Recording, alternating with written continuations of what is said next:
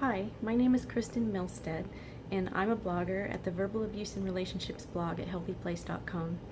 And I want to talk a little bit about re-victimization, or why sometimes it can feel like we just keep getting involved with abusers or verbal abusers again and again.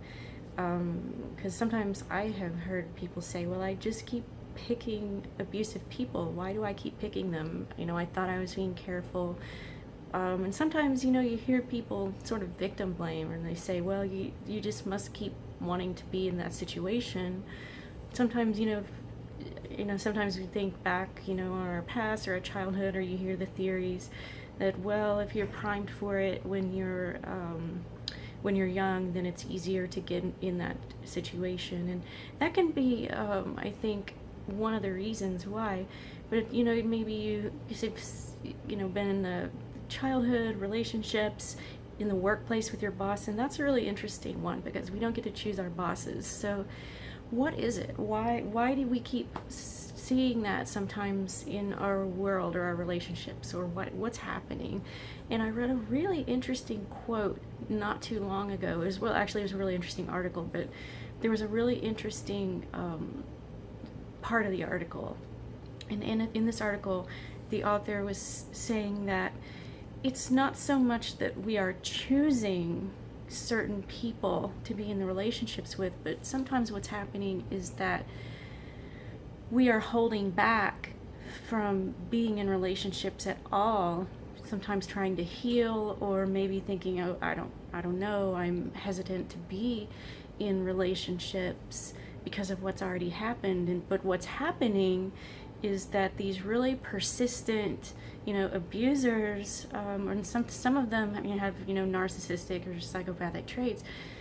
They know certain ways to break down our barriers, break down our walls that will get us to trust them. Whereas other people, the nice guys, the nice girls, sense our barriers, sense our hesitancy, and they're backing off. They're waiting for us to heal. They're respecting our boundaries. And so, they're stepped back, whereas the ones who don't respect our boundaries, we may not recognize that that's what's happening, but they are doing things like mirroring us, making us feel like we can trust them, saying things like, well, I've been hurt too in the past, or making us feel like we can be very close to them early on. And so we don't recognize the signs until it's too late.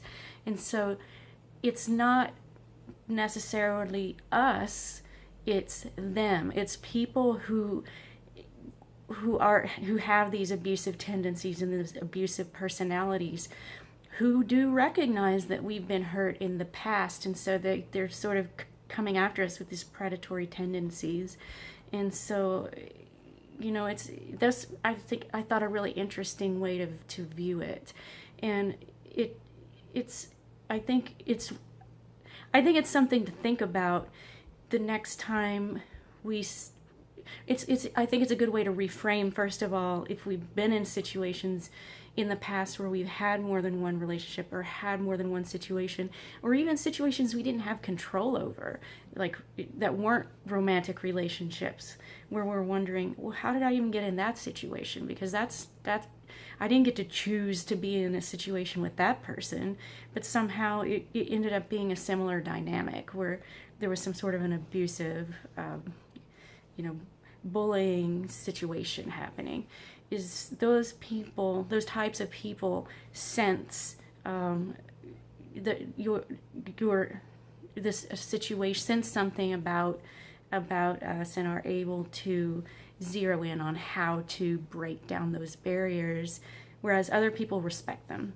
And so I think recognizing that can happen, and also being a little leery when you see, hey, some people, when you're interacting with them, some people are respecting those boundaries. And if you see that some people are being, a little bit too friendly, or some people are not respecting, or it's not that they're not respecting the boundaries, it may seem like they're respecting them, but they're being a little too friendly, or I'm feeling myself being a little too trusting, whereas I told myself I wasn't going to get involved, or I was feeling a little bit withdrawn before. That's kind of like a red flag that this might be a person where I would be repeating the pattern. So that was really kind of eye-opening for me. So I wanted to share that. Maybe it'll help someone else. So thanks for listening. Bye.